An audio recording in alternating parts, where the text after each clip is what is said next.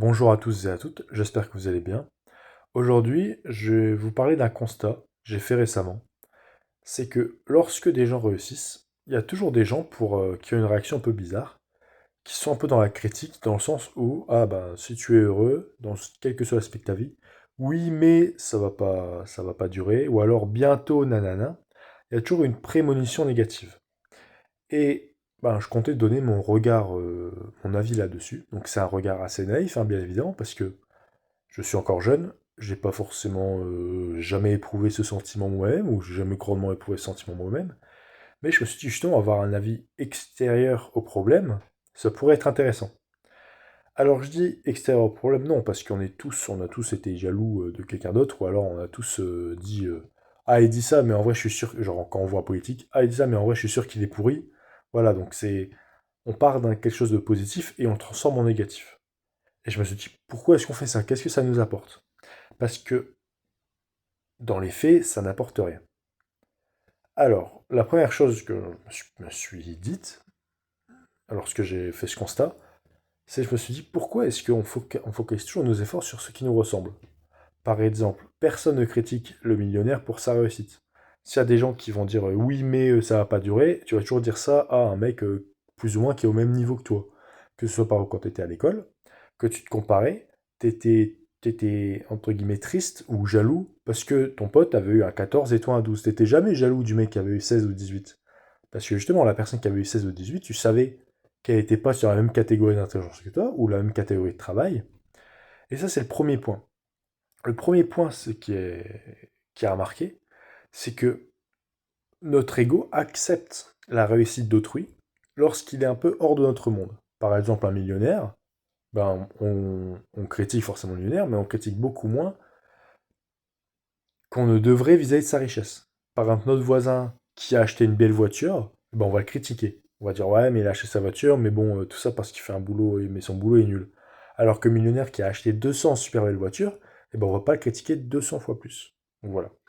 C'est un peu, on va critiquer ce qui est dans notre rapport de conscience, un peu dans notre vision. Parce que, ben, en fait, il est à notre portée. Par exemple, dans la vie, il y a plein d'aspects qui apportent du bonheur, donc ils sont tous séparés, plein de catégories. Il y a la catégorie relationnelle, il y a la catégorie de l'argent, il y a la catégorie de la spiritualité, etc. Et on va pas critiquer, par exemple, un riche qui a 50 femmes magnifiques. Mais on va critiquer son voisin qui est homosexuel. Pourquoi? Parce que son voisin homosexuel, on s'identifie beaucoup plus à lui. Alors c'est pas parce qu'on s'identifie au voisin homosexuel qu'on est homosexuel.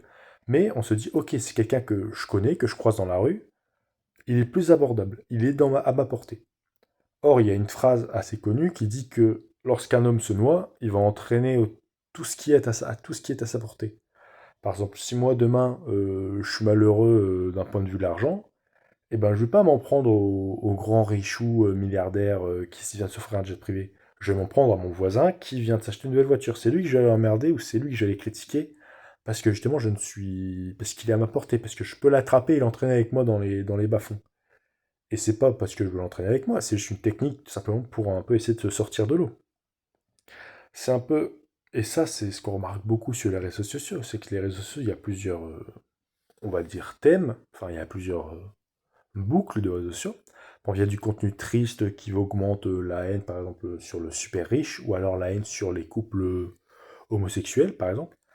Et ben, ce contenu qui part de la haine des homosexuels peut parfois être mis dans la même boucle que le contenu heureux. Genre, demain, il y a une vidéo qui coupe un couple lesbien, enfin de deux lesbiennes qui discutent et qui disent ah, moi je suis vachement. Franchement, elle est bien la vie. Et tu regardes les commentaires et tu tombes sur des vidéos, tu tombes sur des commentaires que tu pourrais t'attendre sur des contenus haineux. Et tu te dis, mais pourquoi est-ce qu'ils sont pas juste contents? Enfin, le bonheur, c'est le bonheur. Et ils font pas ça par méchanceté, parce que les trois quarts des gens sont pas foncièrement méchants. Les trois quarts des gens, ils font, je sais pas pourquoi ils font ça. Donc c'est en réfléchissant que j'en suis arrivé petit à des conclusions. Alors je pense que c'est un malaise face à la réussite. Donc la réussite, ça peut être par exemple en argent, la réussite en argent, ça peut être avoir 2 000 € par mois, comme en avoir 10 000. Dans les deux cas, tu peux considérer avoir réussi. La réussite en relationnel, tu peux être très triste et marié, et tu peux être très bien et seul. Donc c'est propre à chacun, et c'est chacun a, ça a un peu fait sa finalité. Mais ce qu'on remarque, c'est lorsque les gens critiquent. Par exemple, les gens qui critiquent le couple, la vidéo du couple lesbien, par exemple. Eh ben, oh, genre, ils vont faire une critique, genre oui, mais qui c'est qui va réparer la voiture? Je dis ok, mais en fait, eux sont malheureux de se vider de ce côté-là, parce que jamais, sinon tu t'en fiches, ou sinon si tu es bien avec toi-même, tu t'en fous de ce genre de vision. Et justement, si tu as ce genre de parole, logiquement, t'as pas de copine. Enfin, ça me paraît assez logique. Du coup, il y a toute une situation qui se fait où en fait l'homme triste sentimentalement va s'en prendre à l'homme heureux parce que, ou à la femme heureuse, on s'en fout, parce que lorsqu'il arrive ou lorsqu'il n'a pas envie de s'élever, le plus simple c'est de noyer tous ceux qui est autour de lui, de trapper tous ceux qui est autour de lui. Et ça vous le remarquez assez facilement, c'est que il s'en prendra beaucoup plus aux gens entre guillemets à sa portée, c'est-à-dire pas à des multinationaux ou à des gens qui se baladent dans des privés. Non, il s'en prendra à son voisin, parce qu'il est plus proche. Et c'est pas par jalousie de la réussite d'autrui, mais c'est par volonté d'égalité. Alors l'égalité, c'est ça. Je lis un livre d'ailleurs actuellement qui s'appelle Le Livre noir de la Révolution, et justement, est-ce qu'on peut être libre et égalitaire? Voilà, tout est là et toute la question. Eh ben, il veut l'égalité dans le sens où je suis à ce niveau-là, j'ai pas envie que tu sois au-dessus de moi, donc je vais te rabaisser. Et bah, c'est très triste, c'est très dommage. Mais sachez que c'est juste une projection et que je ne pense pas que ce soit la vérité. Alors, pour conclure, si je peux vous donner un conseil, même si je suis jeune et je pense pas que mon conseil vaille grand-chose, mais de mon point de vue naïf, la conclusion que je donnerais sur comment faire face à la réussite d'autrui, c'est être heureux. Et si jamais vous êtes triste de la réussite d'autrui, je sais pas moi, vous voulez avoir une Mercedes et en fait votre voisin a une Mercedes et pas vous, eh ben soyez heureux pour lui, ça vous donnera bien plus ça vous élèvera déjà bien plus, et ça vous rendra bien plus heureux que de le rabaisser. Par exemple, moi quand je croise quelqu'un, allez, je vais dire, je croise quelqu'un qui marche avec une canne parce qu'il est âgé, et que en le voyant un passage piéton, il galère à traverser le piéton. Je peux passer à côté de lui et 10 mètres plus loin, me dire ah, bien content d'avoir mes deux jambes et de bien savoir marcher, je suis quand même le boss. Ou alors je peux l'aider à traverser le passage piéton. Et je me rends compte que je prendrais bien plus de plaisir à l'aider à traverser le passage piéton que de me moquer parce qu'il ne sait pas traverser le passage piéton.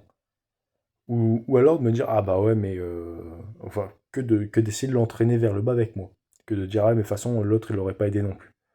Bah non, parce que entraîner les gens vers le bas, pour dans l'exemple du noyer, ça nous fait pas remonter.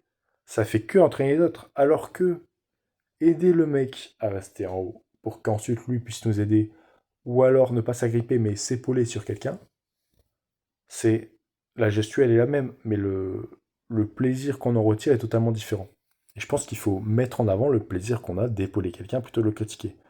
Donc, si vous êtes face à la réussite de votre voisin en Mercedes, ah elle est cool ta Mercedes, franchement moi aussi j'aimerais bien en avoir un jour, est-ce que ça te dirait qu'on fasse un petit tour avec ou que tu... Voilà.